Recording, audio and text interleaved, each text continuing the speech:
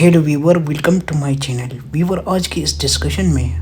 हम history of pharmacology की दूसरी जो मद है, दूसरी जो फेज़ है, जो जहाँ पे हमने छोड़ा था वही बयान करेंगे।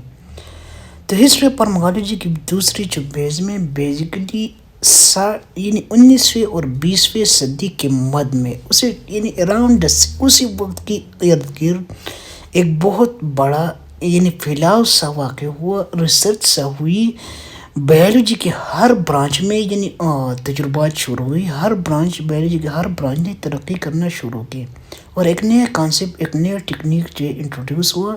जिसमें मुख्तलिफ़ किस्म के मालूमात जो है मुख्तलिफ़ किस्म के ड्रग्स के मुतालिक, उनके एक्शंस के मुतालिक या बायोलॉजिक सबस्ट्रेट के मुतालिक, उनके एक्शन के मुतालिक, या जो ड्रग्स रिसेप्टर ह्यूमन बॉडी में थी, यानी सेंचुरी की आधी मद में ये सारी जो फंडामेंटल मालूमात थी, जो बुनियादी मालूमात थी, नई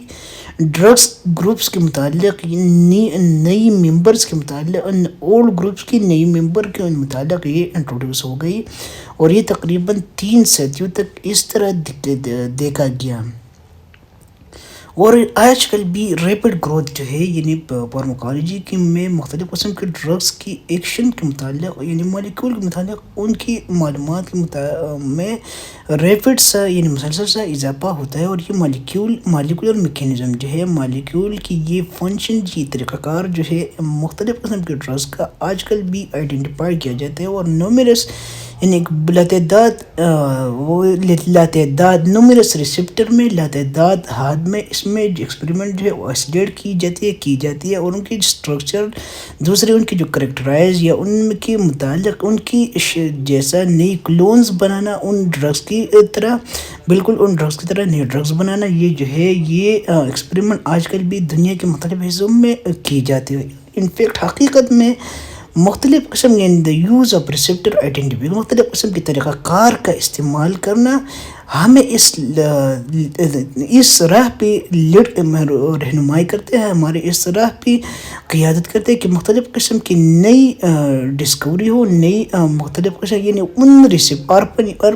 आर्फन रिसेप्टर का मतलब है कि उन रिसेप्टर का जो है डिस्कवरी हो जो हम जानती नहीं, जो मुख्तलिफ़ किस्म के ड्रग्स में या मुख्तलिफ़ किस्म की डिज़ीज़ के ट्रीटमेंट में या बॉडी में मुख्तलिफ़ किस्म के ड्रग्स की जो इस्तेमाल करने में यानी मदद करती है, हेल्प करती है, उन रिसेप्टर का, उन आर्फन रिसेप्टर का जो है जो हो उसको हम जाने, उसके मुतालिक हम मुतालिया करें। और इसके लिए कोई भी लिगेंड की ज़रूरत, यानी कोई भी लिगेंड आज तक, और उन रिसेप्टर के लिए आज तक कोई लिगेंड जो है वो भी डिस्कवर न हो और ये उनकी जो फंक्शंस है उसको समराइज़ करें हम और नई नस्ल तक उस एक बेहतर अंदाज में फार्माकोलॉजी हो वो मुहैया करें। लोकल मालिकुलर इन्वायरमेंट की जो मुतालिया है उनकी और इस तरह इन रिसेप्टर की जो लोकल मालिकुलर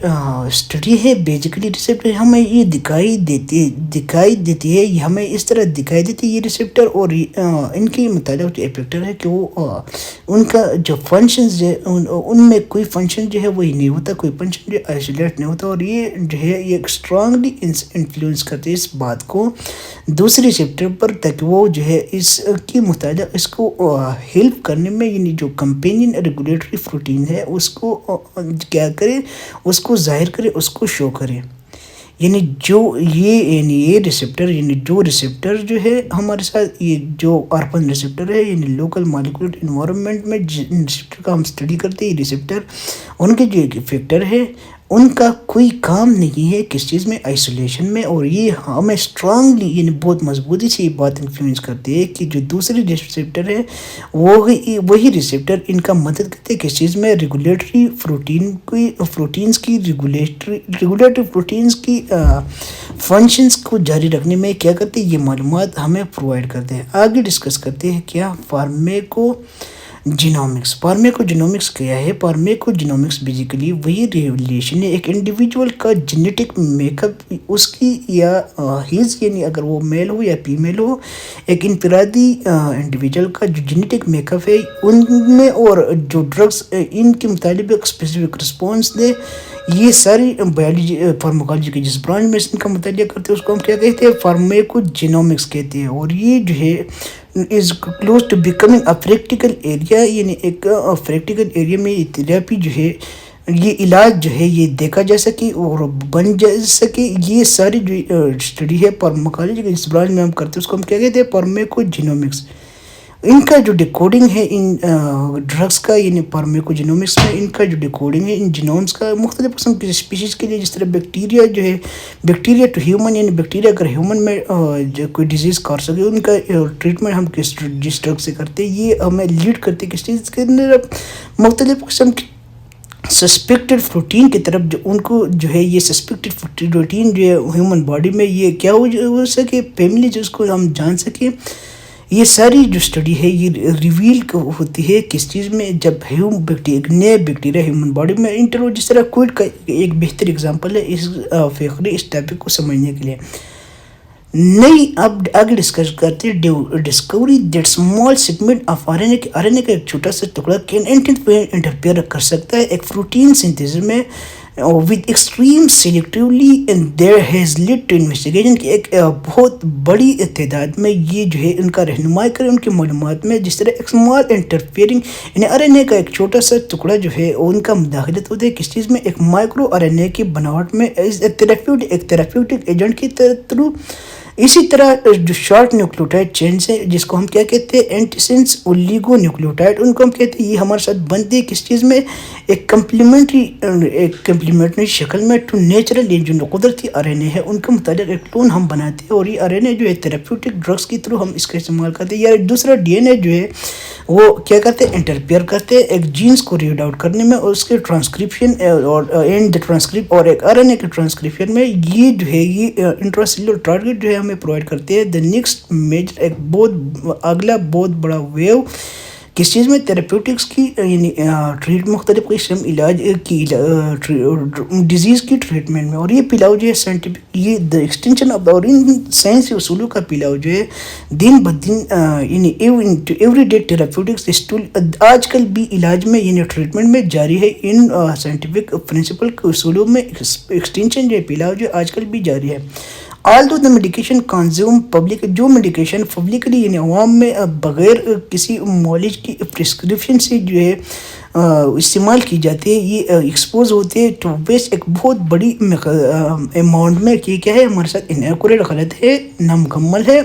اور ایک غیر سائنسی تحقیق کے ساتھ ان کا تعلق ہے. جو ڈرگز نارمل یعنی عام عوام جو ہے اس کو یوز کرتے ہیں یہ کیا ہے ایک غلط طریقہ کار ہے ایک فارماکولوجک افیکٹ کی, اور اس کے بہت سارے کیمیکل اثرات بھی نمودار ہوتے ہیں ایک ہیومن بینگ میں, اور یہ رزلٹ دیتے ہیں ایک ریشنل اور اننومریبل یوز میں جو کیا ہوتے ہیں بیسیکلی ایک خاص طریقہ کار اس کا نہیں ہوتا, اور اس کا اثر جو ہے وہ ہیومن بینگ پر بہت بڑا پڑتا ہے. اور یہ ریمیڈیز جو ہے ہمارے لیے اکثر نقصان دہ ہوتے ہیں اور ایک بہت بڑی مقدار میں ان میں گروتھ جو ہے آتا ہے. اور یہ کیا ہے یہ بیسیکلی ہمارے ساتھ کیا ہے جو ہارمفلنس ہیومن باڈی میں ڈیولپ کریں, اور یہ ہارمفلنس ہیومن باڈی پر بہت خراب اثر ڈالتی ہے. اور یہ ہمارے ساتھ کیا ایک الٹرنیٹ ایک متبادل ہیلتھ کیئر ہے جو ڈرگز انڈسٹری میں ہمارے ساتھ بنتی ہیں ایک متبادل ہیلتھ کیئر ہے, اور یہ کیا ہے نقصان دہ ہے. لیکن بدقسمتی سے اس کو لیگلسٹو پروسیس جو ایک لیگلسٹو شکل دیا جاتا ہے, اور آج زیادہ تر یہ لیگلسٹو شکل دیا گیا تھا یونائٹڈ اسٹیٹ جو ہے اس کو الاؤ کرتے ہیں یعنی مختلف قسم کی سبسٹانسز جو کیا ہے حیثیت کے لیے اس کو الاؤ کرتے ہیں کہ اس کیسے ایک ہیومن باڈی کی ڈیزیز ٹریٹ کی جا سکے, اور یہ ہمارے ساتھ پروموٹ نہیں کرتے اس پہ خاص طور پر کیا یعنی ڈرگس کے اصول کو پروموٹ نہیں کرتے, ڈرگس کے اصولوں پر پورا نہیں اترتے, اور یہ ہمارے ساتھ آگے کیا کرتے ہیں بیسیکلی آگے بہت سارے نقصان دہ ہمیں اس سے اٹھانا پڑتا ہے. اور کیونکہ